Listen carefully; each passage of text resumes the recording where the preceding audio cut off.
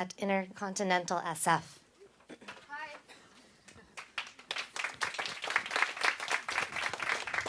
All right, I'm going to be reading on the card, so it's not because I don't know how to do a speech. It's a pledge. So I just wanted to make sure I was detailed and you guys can understand me, you know. I'm going to be reading like this? Or? Okay. Oh, here. It's funny. She was competing on Iron Chef America, and she's nervous to talk to us. I know, it's crazy.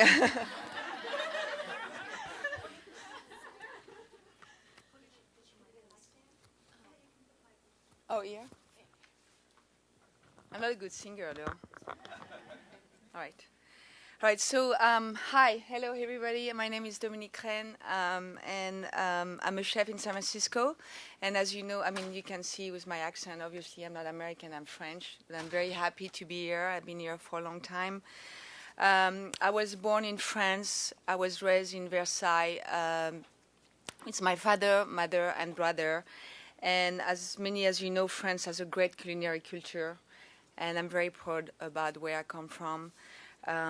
I grew up spending a lot of time in the outdoors and in nature and with the season. And in and around growing, harvesting, preparing food, eating food, and that was what we were doing every day. And of course, my association with food has always been with the cycles of nature and the gift she offers to us. I always remembering from where this nourishment we call food comes. This is my nature, and this is what I want to share with you today.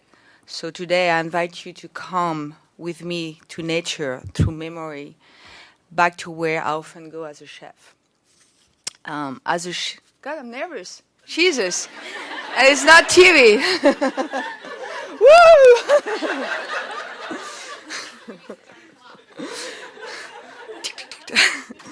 You got 60 minutes. It's almost like Iron Chef. You got 2 minutes to go. All right. Okay. Hi.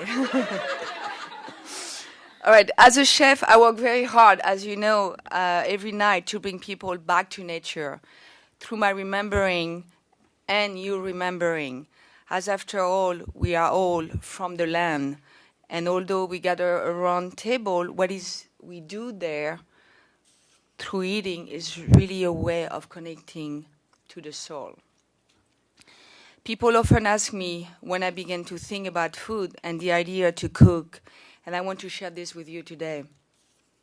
I have a memory from when I was a little girl. I was about age 5, which carried from the past and forming me today.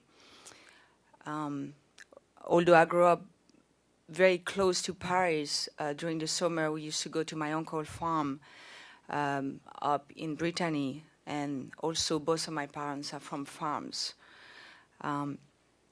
So when the summer will arrive, we will always go to this farm, which was a potato farm, and through the summer we're very, very hot, and we will spend much of the day working on the farm gathering food. The work was not easy, and we would be very, very tired from the heat. It was very, very, 5 years old, you're on the farm, it's like, it's hot outside, picking up potato, and you're like, oh my God, when I'm going there, I'm like sweating. But it was just like an unbelievable experience. And then the best experience is when we gather together for lunch. My grandmother used to come and present us with a beautiful stew that she basically took the food where we grown on the farm, and she made this incredible stew.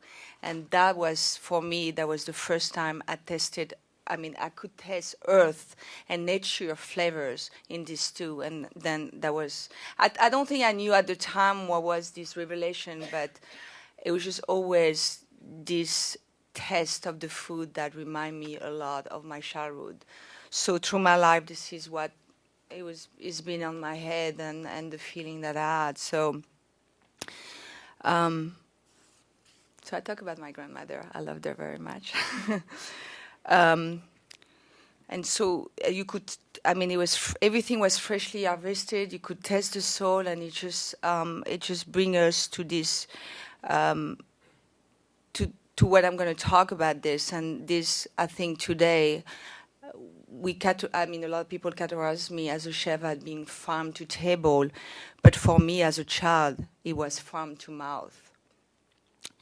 I imagine here everyone. God, I'm still nervous. Jesus. Okay. I imagine everyone here has cooked at some point in their life. I'm sure. I hope so. And perhaps some of you cooks every day, which is an amazing way of, meditation. So, if so, it's both a meditation of one's creativity and a practice of generosity, with sometimes also being a bit stressful. It's also very stressful to speak to you today, but it's another thing. So cooking demands a great deal of attention and definitely requires the ability to multitask. There is the decision of what to prepare. And when I say that, consideration of the food's chemistry, composition, and more, and of course, the ever-increasing importance of from where to source the food. All of this and more is what I love to do, and is what I've always wanted to do. I wanted to work to master the skill, and yet I was born to a country that at the time did not allow women to reach the goal I'd come to call my own. As my passion for food and cooking emerged, I was faced with the reality that I would not be able to excel. Once I realized my birth country would not afford me my dream, I made the decision to come to the US. So thank you for allowing me and welcoming me here, a place I will be allowed to develop my craft, where I could grow me. I'm not nervous anymore. I came and began to learn. I've been very busy the last 22 years. 22 years, Jesus. Learning, discovering, and developing my culinary craft. As you know, and you may know, the life of a chef includes very long hours in the kitchen. Her work is a study of commitment, and again, more skills such as technique in the kitchen. I also acquire more and more curiosity about from where our food comes and what it means to really understand nature production. Being driven and curious, my hunger for understanding all aspects of cooking, I found myself thinking more and more about nature and her role in my craft. As a result, in this interest, coupled with the influences of my childhood, my interest in soul has become prominent in my work today. And this has greatly influenced my desire to, in a sense, return to the soul. I imagine you may wonder what I mean by this desire to return to the soul. For me, it means that I want to begin to do what I can to care for the source of the food that I get to work with when I get to create. A lot of people speaking at TED come to share innovative ideas here, although my field is filled with new trends, as you know. The core element of what it is, what I work with, and every day is not a new invention, but rather is the purest, most perfect force, nature production. Whew. Coffee. I believe in that. I'm just like so passionate about this, and I want to share that with you. So that's why I put it in a word, because I want it to be perfect, and I'm sure it's not perfection, because there is no perfection in the world.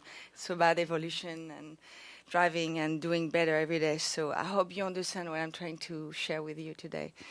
I'm getting nervous again. Jesus. Okay. So, and I've come to realize that as a chef, I'm able to make decisions that I can impact the welfare of the land, the soul.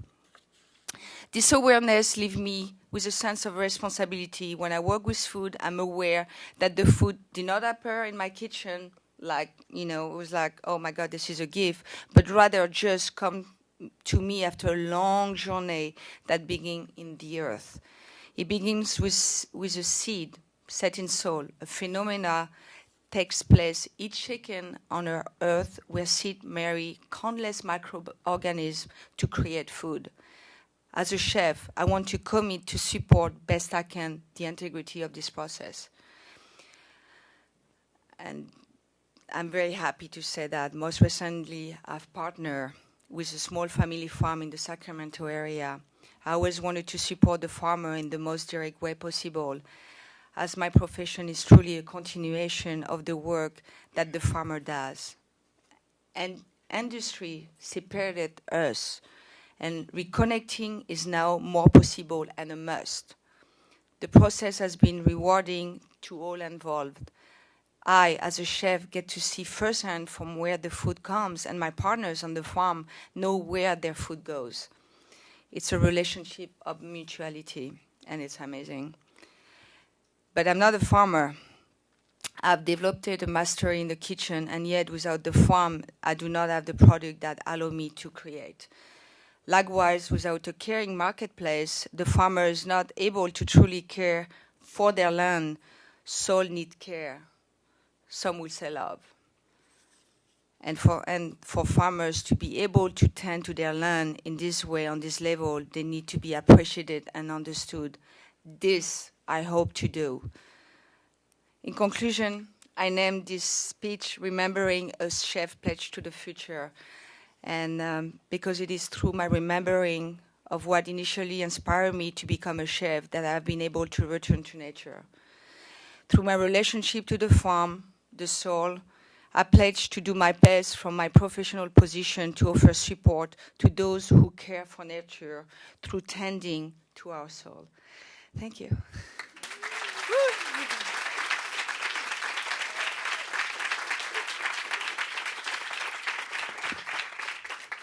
Très, très bien.